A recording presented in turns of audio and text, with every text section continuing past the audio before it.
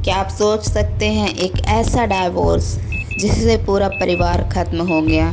मियाँ और बीवी में दरअसल कुछ खटपट रहता था। मामला जा पहुंचता है कोर्ट तक। कोर्ट में सुनवाई होती है और हो जाता है दोनों का तलाक। इन दोनों के 2 बेटे होते हैं। कोर्ट का फैसला होता है कि दोनों बेटों में से एक बेटा अपनी माँ के पास रहेगा और वहीं दूसरा बेटा अपने पिता के पास रहेगा। पत्नी अपने बेटे को लेकर सहारनपुर पहुंच जाती है और पति अपना बेटा अपने पास रखता है। बस यहीं से 5 कत्ल की इमारत लिखी जाती है। 6वां कत्ल की ही जानी थी कि वह लड़का उठ जाता है और हत्यारे से कहता है, मामा, आप तो मेरे प्यारे मामा हैं, फिर क्यों मुझे मार रहे हैं? आप तो मुझसे बहुत ज़्यादा प्यार करते हैं, मैं भी आपको बहुत प्यार करता हूँ, प्लीज़ मुझे मत मारो मामा, मुझे छोड़ दो।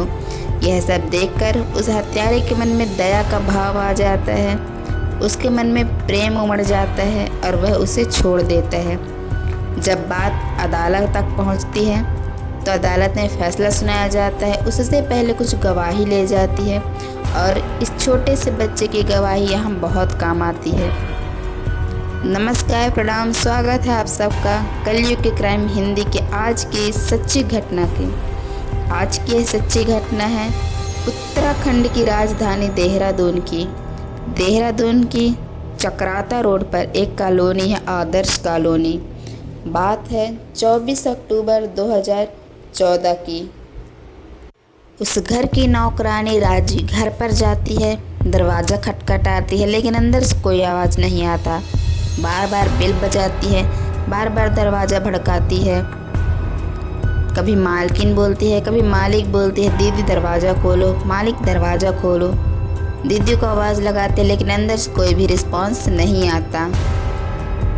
बार बार वह यह काम करते रहती है लेकिन कोई भी आवाज़ नहीं आता। बाद में आखिर में एक आवाज़ आती है कि आज कोई काम नहीं कराना है, घर चले जाओ। राजी सोचती है कि दिवाली का माहौल था, रात में सब थके हैं, सोए हुए हैं, इसलिए काम नहीं कराना चाहते। वह पलट कर जा ही रही थी, उसके मन में कुछ खटक होती है। वह खटकता है, उसके मन में कुछ तो गड़बड़ है। फिर वह अपने पड़ोस में जाती है, पड़ोस में दस्तक देती है। वहाँ अजीत सिंह रहता है। यह अजीत सिंह यहाँ जिसके घर में काम करने आई थी उसी का भाई होता है। अजीत सिंह निकलता है, सारा सच्चाई जो भी घटना हुआ वह राजी बताती है कि मैं यहाँ सुबह से आई हूँ, दरवाज़ा खटखटा रही हूँ लेकिन कोई निकल नहीं रहा। किसी ने आवाज़ दिया कि आज काम नहीं कराना है, लेकिन मेरे मन में बहुत से सवाल आ रहे हैं। मैं जानना चाहती हूँ कि आखिर क्या हुआ यहाँ पे। अजीत सिंह बोलता है, राजी तुम रुको, मैं अपने प्रीतू को भेजता हूँ। प्रीतू तुम्हारे साथ जाएगी और देखती है कि आखिरकार माजरा क्या है। प्रीतो और राजी दोनों जाते हैं उस घर पर। फिर दरवाज़ा खटखटाते हैं, बेल बजाते हैं लेकिन कोई भी रिस्पांस नहीं आता है। आखिर में दरवाज़ा खुलता है। प्रीतो और राजी अंदर की तरफ जाते हैं। अंदर की तरफ जाकर देखते हैं प्रीतो ज़ोर ज़ोर से चिल्लाने लगती है, अपने पापा को आवाज़ दिलाती है और सबको आवाज़ दिला के चिल्लाने लगती है कि जल्दी आओ, जल्दी आओ, जल्दी आओ। प्रीतो की आवाज़ सुन करके आसपास के लोग जुट जाते हैं। उसके पिता अजीत सिंह भी वहां दौड़कर चले आते हैं। आधे घंटे के अंतराल में पुलिस आ जाती है। मीडिया कर्मी तमाम लोग इकट्ठा हो जाते हैं। जब एक कमरे के अंदर पुलिस प्रवेश करती है तो वहां जय सिंह, जिसकी उम्र लगभग 60 वर्ष बताई जाती है, उसकी लाश छत विछत हालत में पड़ी हुई थी। वहीं बगल में पत्नी कुलवंत कौर, जिसकी उम्र लगभग 55 वर्ष थी, खून से नहाए लथपथ दोनों की लाशें पड़ी हुई थी। उनके लाशों को देखकर पुलिस आगे बढ़ती है। दूसरा कमरा खोला जाता है। दूसरे कमरे पर वहाँ उनकी बेटी हरजीत सिंह, जिसकी उम्र लगभग 30 वर्ष होती है, बगल में 3 वर्ष की बेटी सुखमणि, उसकी भी लाश पड़ी हुई है। घर के अंदर 4 सदस्यों की मौत हो जाती है। यहाँ सारे सदस्य मारे जा चुके हैं। तभी याद आता है हरजीत कौर जिसकी डिलीवरी होने ही वाली थी। 25 अक्टूबर 2014 को उसकी डिलीवरी का टाइम मिला था। 9 महीने पूरे हो रहे थे। दिवाली के तुरंत बाद का टाइम मिला था कि दिवाली हो जाए उसके बाद हम इनका डिलीवरी कराएंगे। वह भी मर चुकी थी। एक गर्भवती स्त्री पर भी तरस नहीं आया था, जिसका इतना बड़ा पेट था, पेट में बच्चा था, उसको भी चाकू से गोद गोद कर मार डाला गया था। अब उसके बेटे कमलजीत को ढूंढना शुरू कर देते हैं, जो छठवां सदस्य होता है घर का। वह कोने में बैठा सुसक रहा था। उसको उठाया जाता है, प्यार से पुचकारा जाता है, पानी पिलाया जाता है, सीने से लगाया जाता है, क्योंकि बच्चा बहुत ज़्यादा डरा हुआ था। उसको पुचकार पर पूछा जाता है कि बेटा क्या हुआ है, आखिर क्या हुआ इस रात पे यहाँ पे। जब बच्चा बताने की कोशिश करता है तो वहाँ उपस्थित जितने भी लोग वहाँ सुनते हैं, जितने भी लोग उपस्थित थे, पुलिस, मीडिया कर्मी, सारे सुन के सभी के रोंगटे खड़े हो जाते हैं। इस घर का एक और सदस्य है हरप्रीत। हरप्रीत पहली पत्नी का बेटा होता है, जिसकी माँ अनीता होती है और पापा जय सिंह होते हैं। दरअसल जय सिंह से अनीता का विवाद चल रहा होता है। दोनों का डाइवोर्स होता है। इनके 2 बेटे होते हैं, एक हरप्रीत और एक पारस। हरप्रीत और पारस दोनों भाई होते हैं। अनीता और जय सिंह के बीच खटर पटर होती है। दोनों को कोर्ट में ले जाकर के डाइवोर्स होता है।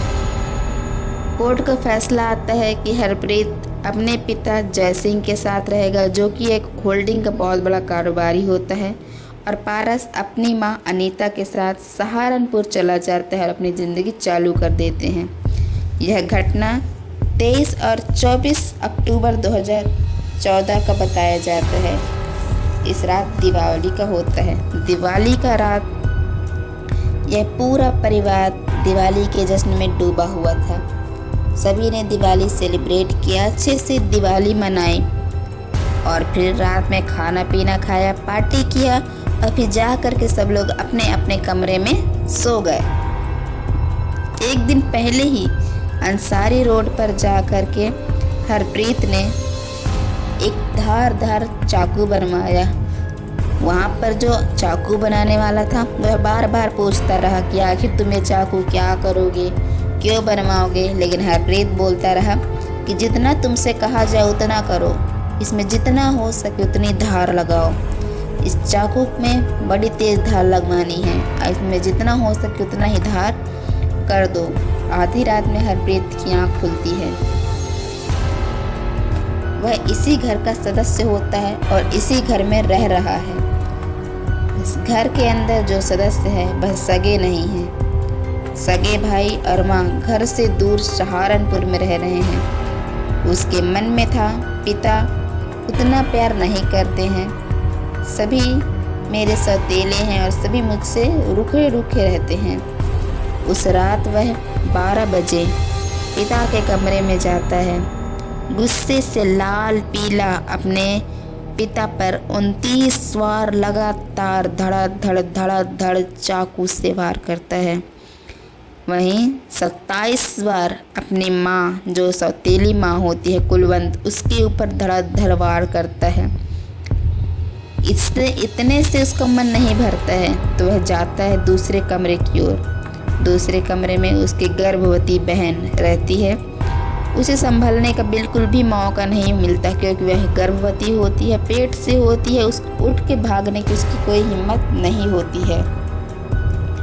वह अपनी गर्भवती बहन पर 29 बार वार करता है, कभी उसके पेट पर, कभी गर्दन पर। इसके बाद अपनी छोटी सी भांजी, जो महज 3 वर्ष की थी, उस छोटी सी बच्ची को 7 बार मारता है, चाकू से लगातार गोदते रहता है। बारी आती है भांजे कमलजीत की। बच्चे के हाथ में चाकू लग जाता है। बच्चा भागने की कोशिश करता है, बचने की कोशिश करता है। दूसरा चाकू लगता है उसके गले पर, लेकिन वह बहुत ही धीमा लगता है। बच्चा बचने की कोशिश करता है और अपने मामा से कहता है, मामा मैं तो आपका भांजा हूँ ना, आप तो मुझसे बहुत प्यार करते हैं मामा, मैं भी आपसे बहुत प्यार करता हूँ, फिर क्यों आप मुझे मारना चाहते हैं। मामा जो कि 22 वर्ष का होता है उसकी बातों में आ जाता है, उसके अंदर का प्रेम जग जाता है, क्योंकि छोटे से देखा रहता है अपने भांजे को, उसके मन का प्रेम उमड़ जाता है और वह उसे छोड़ देता है। वह 12 से 1 बजे तक यह कत्ल करते रहता है। जब सुबह 9:30 बजे नौकरानी राजी आती है, दरवाज़ा खटखटाती है, तब कोई नहीं खोलता। बार बार बेल बजाती है और फिर वह बगल में अजीत सिंह जी के घर जाती है और प्रीति को लेके आती है। प्रीति और दोनों खोलते हैं, तब दरवाज़ा खुलता है और सारा मामला, सारा भेद खुल जाता है। पुलिस ने उस लड़के को उसी घर से गिरफ्तार किया। गिरफ्तार करने के दौरान वह ऐसी हरकतें करना शुरू किया जैसे कि वह पागल हो, जैसे दिवालिया हो। 3 साल तक उसने ऐसी हरकतें करके इस केस को खींचा कि मैं तो पागल हूँ, पागलपन में मुझसे ये सब हो गया। अदालत में केस लड़ने के लिए कोई भी वकील उसको नहीं मिल रहा था, क्योंकि यह एक जानवर की श्रेणी में आ रहा था, जिसने अपने गर्भवती बहन को, अपने माँ पापा सभी को चाकू से गोद गोद कर मार डाला। इसलिए से कोई भी वकील नहीं मिल रहा था। हालांकि इसे सरकार की तरफ से वकील मित्र मिल जाता है इसके साथ केस लड़ने के लिए। जो बच्चा इस दुनिया में आने ही वाला था, उसने उसकी भी हत्या कर दी थी पेट में ही। कानून के हिसाब से वकील मित्र उसको मिला तो था केस लड़ने के लिए, लेकिन वह केस जीत नहीं पाता है। केस जब लड़ा जाता है, अंत में यह बात सामने आती है कि यह सब संपत्ति के लिए किया गया। दरअसल उसकी जो बहन थी वह सगी नहीं थी, जिसका नाम हरजीत कौर होता है। उसकी सगी और ना तो सौतेली बहन थी, यह बहन थी उसकी चाचा से। उसके चाचा से लेकर के इसे बचपन में ही गोद ले लिया गया था और यह उसकी बहन बन गई थी। सारा संपत्ति बहन को ना मिल जाए, सारी संपत्ति बहन को ना दे दी जाए, क्योंकि उसका कहना था कि उसके पिताजी उसकी बहन से ज़्यादा प्यार करते थे और उससे कम प्यार करते थे, इसलिए वह यह सारी हदें पार कर दी। पागलपन की सारी रिपोर्ट हालांकि साफ थी, उसे कोई भी पागलपन का दौर नहीं आ रहा था। बहुत सारे इसके टेस्ट कराए गए, चेकअप कराए गए कि क्या सही है पागलपन है, लेकिन उसके सारे रिपोर्ट क्लियर थे। ऋषिकेश में भी उसका इलाज कराया जाता है, वहाँ भी वह सब नॉर्मल होता है। मामला कोर्ट में चलता है, वहाँ सबूत मांगा जाता है। सारे सबूत इस कातिल के खिलाफ होते हैं। बच्चे ने भी गवाही दी, जो भी वह मंजर अपनी आंखों से देखा था उस रात में, पूरी बात जाकर के कोर्ट में कह दी। बच्चे को इसके पिता न्यूजीलैंड ले जाते हैं। इसे दुर्लभतम से दुर्लभतम केस माना जाता है।